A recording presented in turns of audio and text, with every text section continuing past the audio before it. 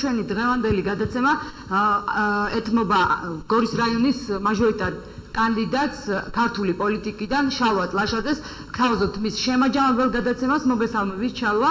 მივესალმები მოწვეულ სტუმრებს. პირველი კითხვა მინდა დაგისვა შენ, რა თქმა უნდა, ანუ რომ განუმარტოთ ამორჩეულს, რატომ უნდა დაგიჭიროთ მხარი თქვენ? საღამოშიდობის ნინო, მოგესალმებით ტელემაყურებელს.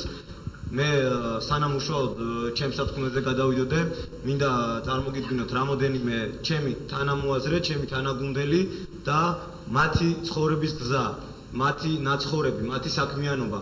თითოეულ ტელემაყურებელს ეტყვის ყველაფერს, თითოეული მათი სიტყვა ეტყვის ყველაფერს ჩვენს ტელემაყურებელს. პირველ რიგში მინდა წარმოგიდგინოთ ჟურნალისტი, მწერალი, ქართველი და რა ვიცი მე არ ყოფნის ტიტულები რომ ჩამოვთვალო, ქალბატონი ოლია ბრაგვაძე, ჩემი დედობილი. გთხოვთ ქალბატონ ოლია. გორელო ტელემაყურებლებო, ჩემო თანამოქალაქეებო, მე ერთ-ერთი დამნაშავე გახლავართ იმაში, რომ შალვა ტლაშაძემ გაბედა, რომ მაჟორიტარ დეპუტატად დაესახელებინა თავისი თავი და თავისი ახალგაზრდობა მთლიანად მიეტანა თავისი ქვეყნის სამსხვერპლოზე. სამსხვერპლოზე დადგომა არ ნიშნავს აუცილებლად დამბაჩის და აღებას ხელში, მაგრამ აი იმ მთელი თავისი ცხოვრებით, მთელი თავისი განვლილი გზით მე მიმაჩნია, რომ ის ღირსია გახდეს ჩვენი პარლამენტის წევრი. შალვა გაიზარდა რედაქციაში, გაზეთ გამარჯვების რედაქციაში, კალთაში ეჯდა გორელებისთვის ყველაზე საყვარელ კაცს გივიცერაძეს, თავისი პატიოსნებით ცნობილ ადამიანებს. მას ებერებოდნენ დარეჯან ქარელი, ლალი ჭანკოტაძე, ზეინაბ მეტრეველი, ზეინაბ გამხიტაშვილი, ტარიელ გურგენიძე და თქვენი მომამორჩილი მეც.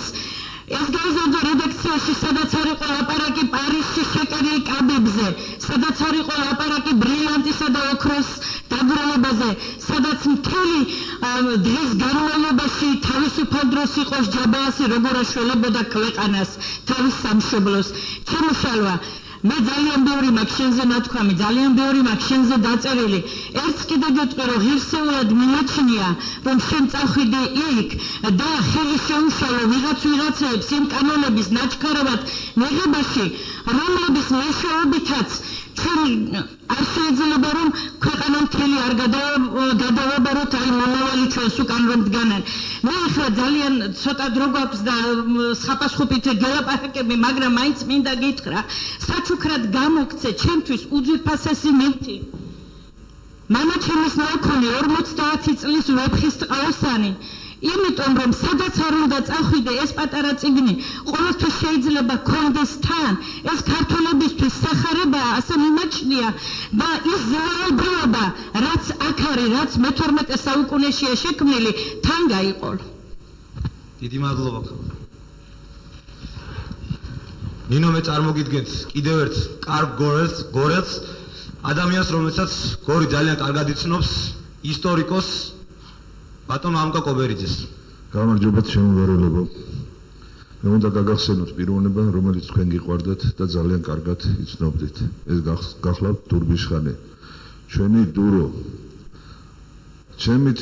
ჩემი თაობის ხალხს ყველას გახსოვთ, მან ითამაშა დიდი ფეხბურთი, ის იყო შესანიშნავი მოქალაქე, კარგი მეგობარი, ეს ყველაფერი საკმარისია. გორის კენჭი ქვა თუ ხე ყველაფერი უყვარდა ჩედუროს. ჩვენი ქალაქი საერთო ფონით და სეგმენტები ფესვებითაც კულტურული ქალაქია. გორში უყვართ წიგნის მოყვარე კაცი, გორში უყვართ განათლებული პიროვნება.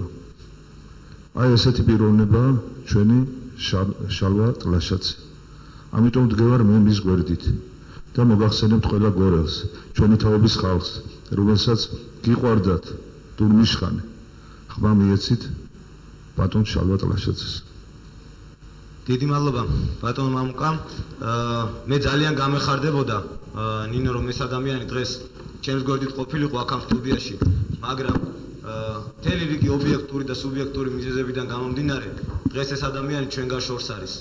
ის პეტერბურგში არის, თუმცა მისი გული აქ არის ჩვენთან გორში, მას უზომოდ უყვარს გორელები და ის ახლა პეტერბურგიდან მოგვესალმება ჩვენ მიშიკო კოშკაძე გორელებისათვის ყველა საყვარელი პიროვნება.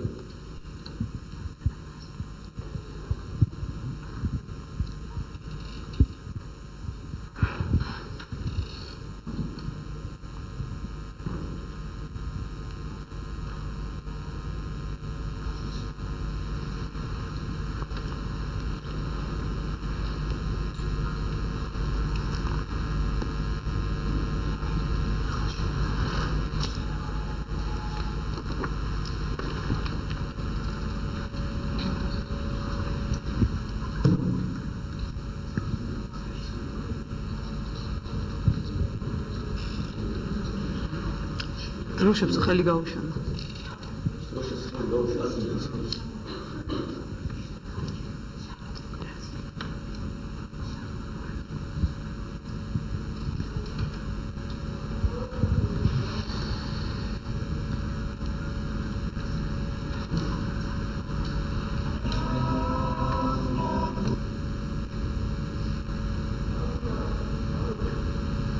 ჩვენ კვლავ პირდაპირ ეთერში ვართ. შალვა, კიდევ მე მინდა ერთი შეკითხვა შენ დაგისვა. ანუ რა სიტყოდი პოლიტიკურ ოპონენტებზე, ანუ ვინ მიგაჩნია ყველაზე კონკურენტუნარიანად?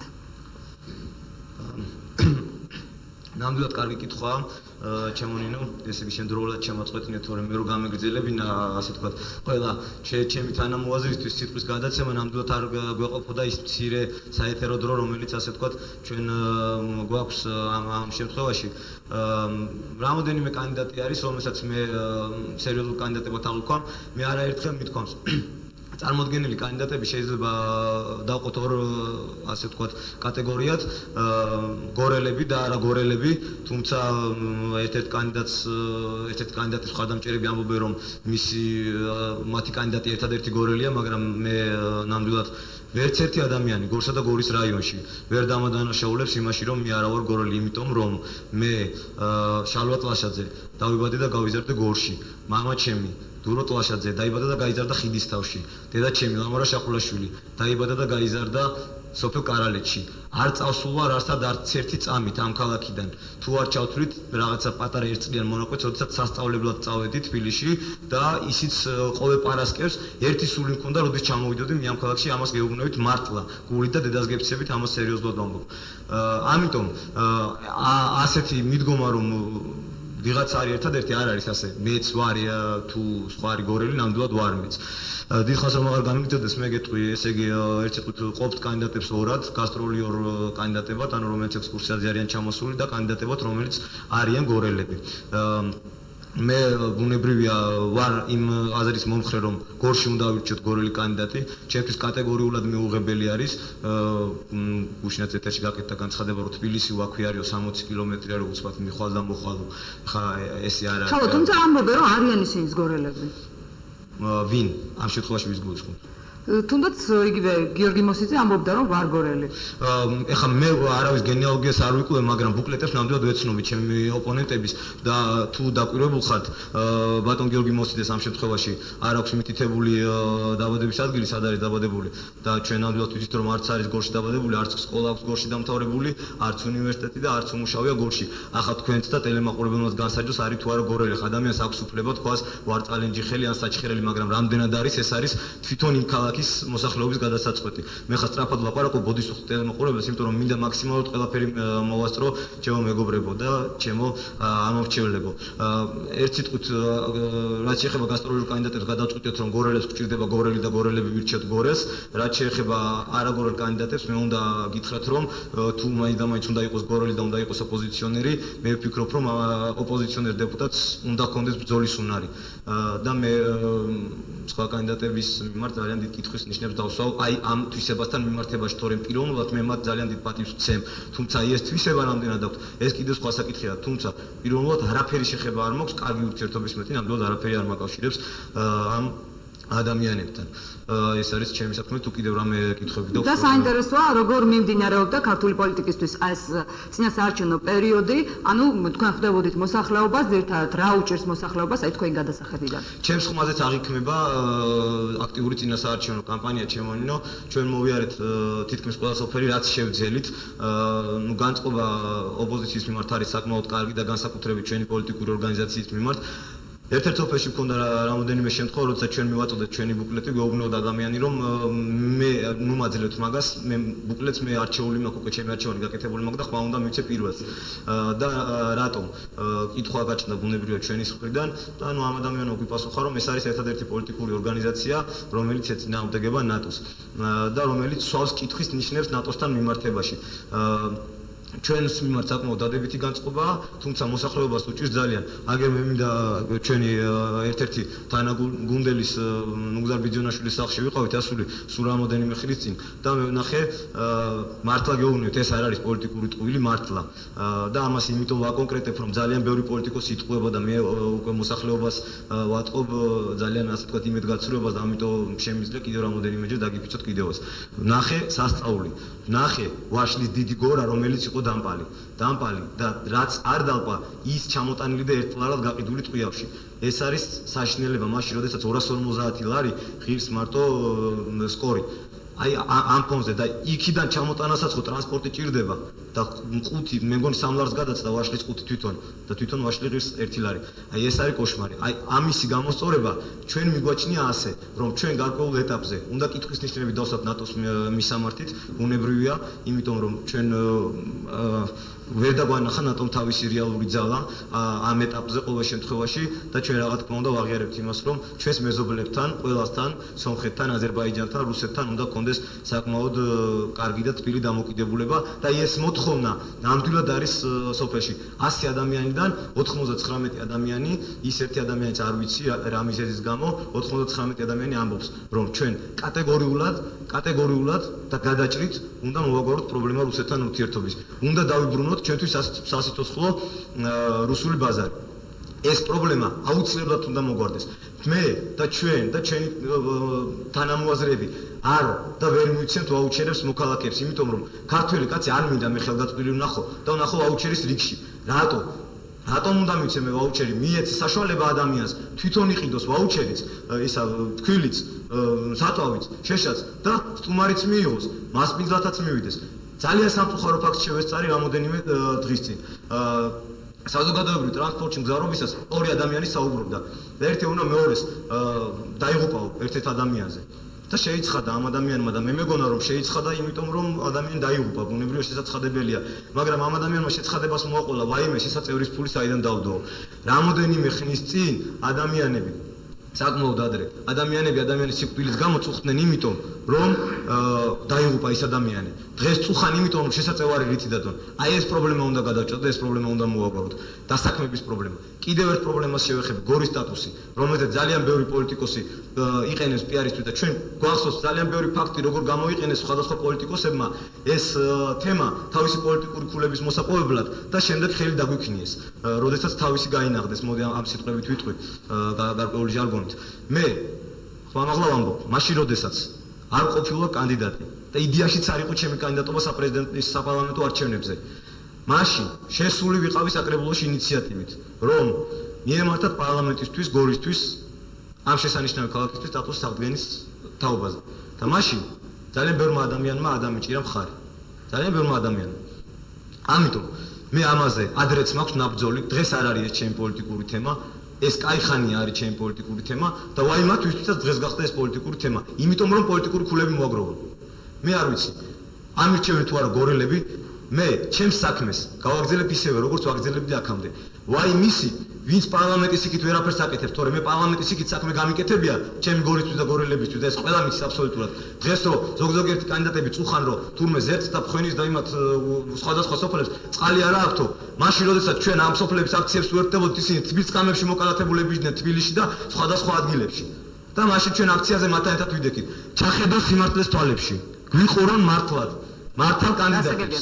და მე ჩემს მოქალაქეებს ვეუბნები.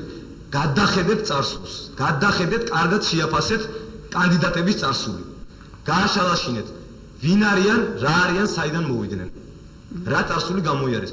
ვინ იდგა თქვენს გვერდით, რისთვის მცემეს მე და რა დავაშავე ისეთი, მე რო პირადული შეურაცხყოფა არავისთვის მიმიყენებია. ეს ყველამ კარგად იცის, მაგრამ პასუხი მარტივი ამ კითხვაზე, რატომ მცემეს? მცემეს იმიტომ, რომ ხალხის გვერდით იგი. და შალვა, გამარჯვების შემთხვევაში პრიორიტეტი რა იქნება, ანუ საწყისი ნაბიჯები გორის რაიონისთვის. ის რაც დაწყებული გვაქვს, ბრძოლა, ხმამაღალი ბრძოლა გორისათვის. მე ჩემო გორელებო, არ გათქმევინებთ არც ერთს, რომ შეკაი დედმამიშვილო ჩაახველე მაინც პარლამენტში მიკროფონთან რომ გაივლიო. მე არ ჩამოვა სამ თვეში ერთხელ თქვენთან, მე აქ ვიქნები. მე ვპირდები ჩემს გორელებს, მარტივად რო გითხრა. გავალ პარლამენტში არ ვქირავ ბინას თბილისში და მანქანათმივული აქედან თბილისში. გასაგებია. თუ შეიძლება დედა თქვენს მინდა დაუსვა შეკითხვა, ქალბატონო ლამარა, საინტერესოა რას ფიქრობთ, როგორც დედა თქვენ შვილის პოლიტიკურ მოღვაწეობას და შემდეგ მინდა დაგისვათ შეკითხვა, როგორც ამომრჩეველი, რა სიტყვით ქართულ პოლიტიკაზე. ჩემო მე თქვა ძალიან ხდება და გასაგებია შემოწმება. იმიტომ რომ ჩემი შვილი ახალგანაზე ერთადერთია, რომელიც რომ ასე რომ თქვა, ყველაზე დიდი ქონება, რაც გამოჩნია, ეს არის ჩემი შვილი. და სიმართლე რომ გითხრათ, არ მემეტება იმისთვის, რომ ნიღბიანებმა ქალაქში სადღაც ორი უმწეო ქალისთან დასწრებით რომ სცემონ და გაუსწორდნენ. მაგრამ როგორც დედას გულწრფელად გეტყვი იმასაც, ძალიან მეამაყება ჩემშვილს რომ შეუძლია უიღბოდ გაიაროს თავის ქალაქში, უყვარდეს თავის ქალაქს, ხელისაწევით მიესალმონ და სულ ყველას მიეფეროს და სულ ყველა ამას ეფერებოდეს. აი ეს მომწონს მე.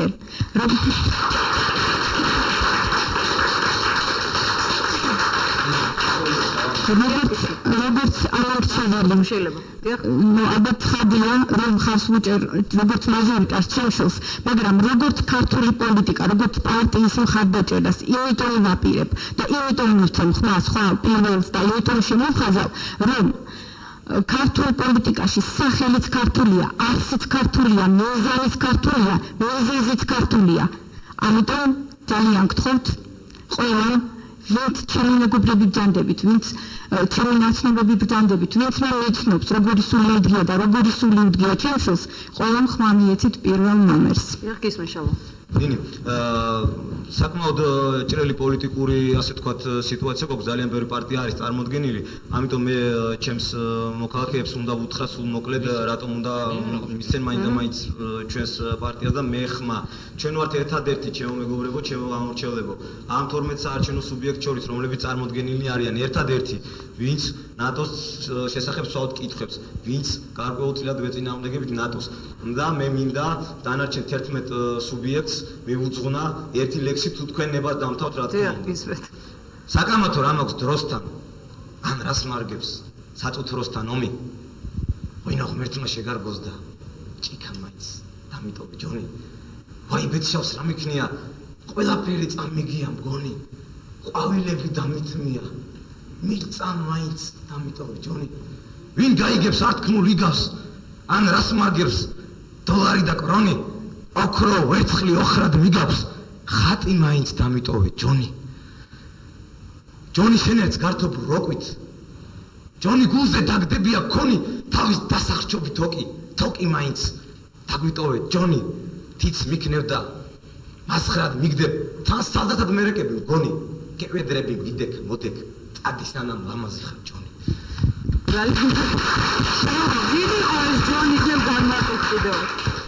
ეს არის მიზღვნილი იმ პოლიტიკური სუბიექტების მიმართ, რომელიც მე ნამდვილად არაფერი საწინააღმდეგო არ მაქვს ამერიკასთან, ნამდვილად არაფერი საწინააღმდეგო არ მაქვს დასავლეთთან. ამას ვაღიარებ ხმამაღლა, მაგრამ მე ვარ წინააღმდეგი საქართველოს ქართული პოლიტიკის, საქართველოს საგარეო პოლიტიკის ცალსახად განვითარებისა. მე ვარ წინააღმდეგი იმისა, რომ საქართველო განვითარდეს ცალსახად. განვითარდეს ან ცალსახად დასავლეთისკენ, ან ცალსახად ამერიკისკენ. მე ეს ლექსი მიუძღვენი იმ ადამიანებს, ვინც ჯერჯერობით ვერ ხედავენ ამას და ვერ ხედავენ ამის საჭიროებას. ჩვენ ნამდვილად დავინახეთ ამის საჭიროება და ამის საჭიროება დგას. ერი ძირითადად და ამაში ალბათ ყველა დამეთანხმება, არის გადაშენების ზღვარზე. გადაშენების ზღვარზე. ამას არ ვაჭარბებ. და ეს იცით, ჩავიხედოთ ყველამ ტელემაყურებლებმაც ჩვენს გულში და მივხვდებით, რომ ეს არის მართლა ასე. ძალიან კარგი.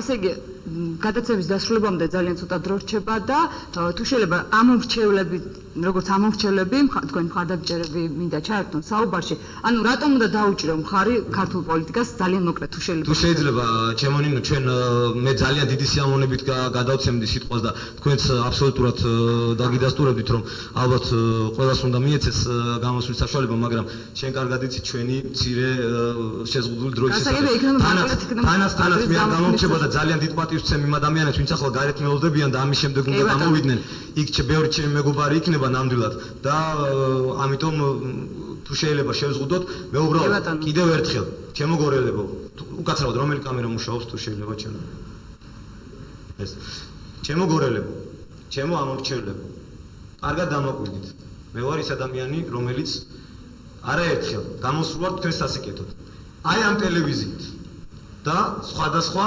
გაზეთებითაც გაზეთებში დაბეჭდა სტატია და არა მარტო ამ ტელევიზიით გაიხსენეთ ჩემი მოღვაწეობა გაიხსენეთ ის რა მიკეთებია გაიხსენეთ სხვა კანდიდატების მოღვაწეობას დამიჯერეთ მე თქვენ მიყვარხართ ამირჩეთ თუ არ ამირჩეთ ეს შეიძლება ძალიან პოლიტიკური შეცდომა მაგრამ მაინც მეყვარებით მაინც გავაგრძელებ წეღანაც თქვი მე ამის შესახებ და თუ შეიძლება დასასრულს მე არანაირი უფლება არ მაქვს შვიდი გვაქვს დრო შალვა ხო რა თქმა უნდა მაშინ კარგად დიდი ხანი იქონია იმიტომ რომ ხო იმიტომ ბატონოთავს უნდა გადავწე და ვიფიქრე რომ ჩავერთოს ბატონოთავს უნდა გადავწე და ბატონოთავს 2-3 წუთი უნდა ასე რომ ყველა კანდიდატის წარსულს გადახედონ იმას ვის რა გაუკეთებია ამ ქალაქისთვის მე პირადად ჩემო ნინო კითხვა მინდა თუ შეიძლება დაგიშვა რომ ახლა მე შენ როდის მე გქონია შემთხვევა ჩემთან დაგერგოს და ინტერვიუ არ მომიცეს არა არ ყოფილა რამდენი კანდიდატები ვინც ახლა წარმოდგენილნი არიან მათთან გქონია თუ არა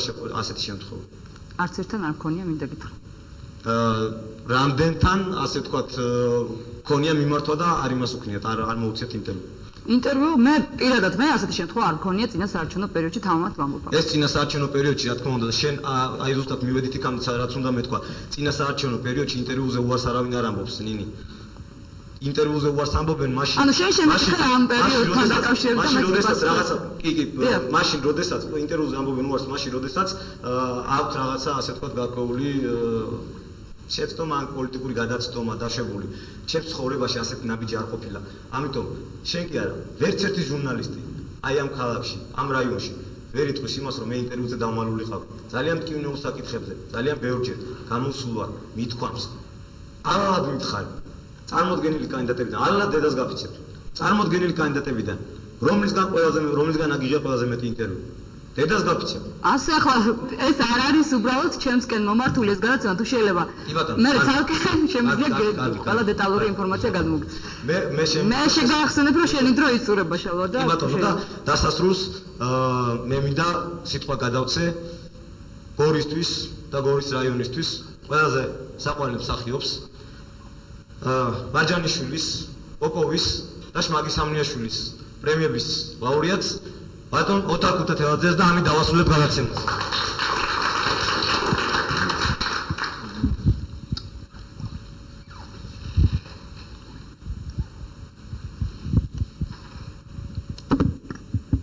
მასაკეთ რაკის შენ დამივგრძნე მე სიყვარული ოი მამულო გამიკრთამე ძილი და შვება შენს ზარგვის ცემას მე ყურს ვუგდებ სულ განაბული ღამეთენდება ეგრეთ ჩემი და დღე ღამდება დაჟინებით რა ფიქრი ფიქრზე მოდის გროვდება გრძნობა ემატება იწვლის ჩემს გულში და მე არ ვჩივი მიხარია რომ ეგრეთ ხდება შენი ცხოვრება ჩემს მამულში ჩემს სიყვარულში მაგრამ მამულო ჩემი ტანჯვა მხოლოდ ეს არის მხოლოდ სავალალო და სამწუხაო რომ ჩემს მიწაზე ამდენ ხალხში კაცი არ არის რომ ფიქრი ვანდო გრძნობა ჩემი განუღზია.